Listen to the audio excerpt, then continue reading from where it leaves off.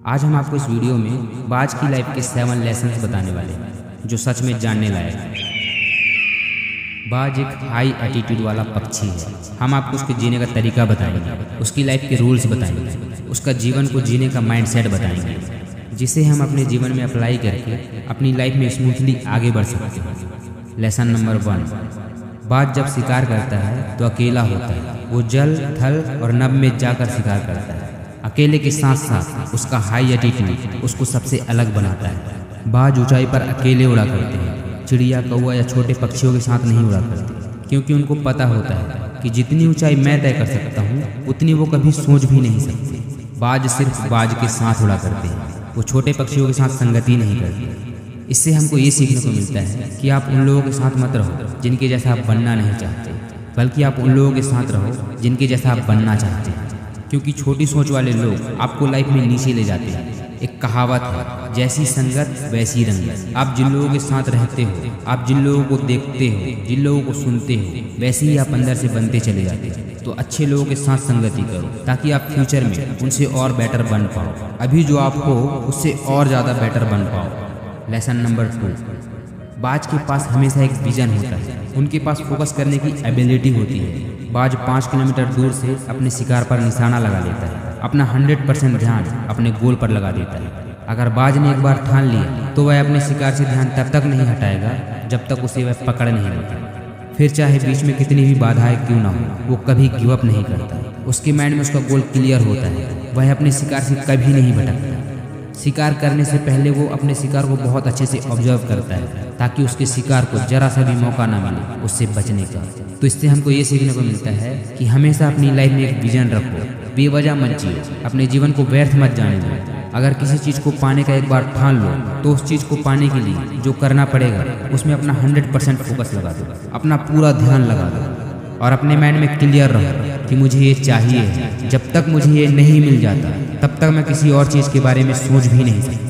अपने जीवन में एक लक्ष्य बनाओ और उस लक्ष्य से अपने ध्यान को तब तक मत हटाओ जब तक उस लक्ष्य को आप पा नहीं लेते। फिर चाहे कितनी भी बाधाएं क्यों ना हो, आपके सामने कितनी भी बड़ी चुनौतियां क्यों ना हो, डोंट गिव अप, हार मत मानो। फिर आपको सफल होने से कोई नहीं रोक सकता। लेसन नंबर 3, बाज निडर होते हैं। एक बाज अपने आप को कभी भी सरेंडर नहीं करता। अपने शिकार का साइज और स्ट्रेंथ देख के वो लड़ने के लिए तैयार होता है।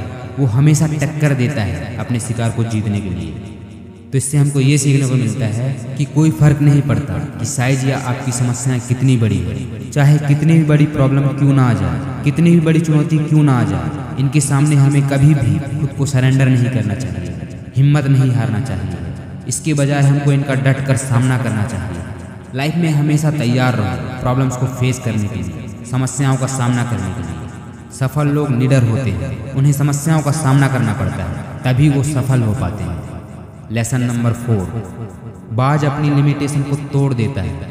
बाज आंधी, तूफान, बारिश को पसंद करते हैं। जब जब तेज आंधी, तूफान, बारिश की शुरुआत होती है तब तब अन्य पक्षी पेड़ पौधों के बीच झाड़ियों में जाके छुपने लगते हैं। लेकिन एक बाज एक्साइटेड हो जाता है, वो खुश हो जाता है तेज आंधी, तूफान, बारिश को देखकर। जब बादल उमड़ रहा होता है, तेज तूफान आ रहा होता है, जमकर बारिश हो रही होती है, तब एक बाज आउट ऑफ कंट्रोल सिचुएशन को चैलेंज करता है और वो खुद को जानबूझकर उस सिचुएशन में डालता है। वो इस सिचुएशन को यूज करता है अपने जीवन को आसान बनाने के लिए, अपने आप को और मजबूत बनाने के लिए। बाज इस सिचुएशन को एक अवसर की तरह देखता है, एक मौके की तरह देखता है। इससे एक बाज को मौका मिलता है अपने स्किल्स को और खुद को पूरी तरह से अपग्रेड करने का, अपने आप को और ज़्यादा स्ट्रांग बनाने का, और ज़्यादा बेटर बनाने का। जब वो सिचुएशन में बुरी तरह से घिर जाता है, जब आंधी तूफान उसको थपेड़े मार रहे होते हैं, बारिश उसके पंख को लथपथ करके भारी कर देती है, उसकी आंखों के सामने धुंधलापन दिखाई देने लगता है, तब भी वो हार नहीं मानता और फिर वो उड़ान भरता है और आंधी तूफान बारिश को चीरते हुए आगे बढ़ता है और आसमान के परे जाके मंडराता है। तो इससे हमको ये समझ आता है कि उपलब्धि हासिल करने वाले कभी चुनौतियों से नहीं डरते, बल्कि वे उन्हें पसंद करते हैं, एक अवसर की तरह देखते हैं, खुद को चैलेंज करते हैं। वो अपने आप को आउट ऑफ कंट्रोल सिचुएशन में जानबूझकर डालते हैं ताकि जब वो उस सिचुएशन से बाहर निकले तो पहले से ज़्यादा मजबूत और ज़्यादा स्ट्रांग बन के निकले। लेसन नंबर 5, बाज मरी हुई चीज़ें कभी नहीं खाता, बाज कभी भी मुर्दा मांस नहीं खाता। बाज अपने भोजन के लिए खुद शिकार करना पसंद करता है। बाज कभी भी अपने पास्ट के सक्सेस के मोहताज नहीं होता, वो हमेशा एक नए शिकार की तलाश करता रहता है। तो इससे हमको ये सीखने को मिलता है कि कभी भी अपने पास्ट के सक्सेस या फेलियर को अपने सर पर नहीं चढ़ाना चाहिए। नए रास्ते की तलाश करना चाहिए, अपने अतीत को छोड़ देना चाहिए। पास्ट मतलब चला गया, मर गया, और जो मर चुका है उसमें अपना प्रेजेंट खराब करना एक बेवकूफ़ी है। इसके बजाय हमें अपना पूरा ध्यान प्रेजेंट के लक्ष्य को जीतने के लिए लगाना चाहिए। अभी आप क्या पाना चाहते हो उसमें अपना 100% फोकस दो, क्योंकि आप अपने पास्ट को बदल नहीं सकते, आप सिर्फ अपने फ्यूचर के लिए तैयार हो सकते हैं। लेसन नंबर 6, बाज को बचपन से ट्रेनिंग मिली होती है कि वो कभी भी अपने कंफर्ट जोन में ना रह पाए।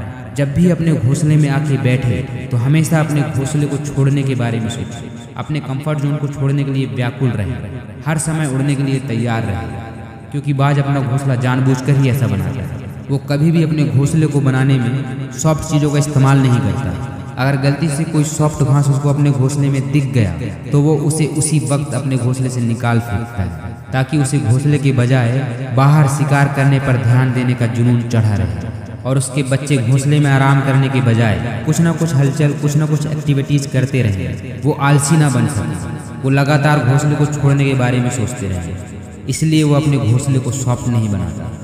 तो इससे हमको ये समझ आता है कि हमें अपना कंफर्ट जोन छोड़ देना चाहिए।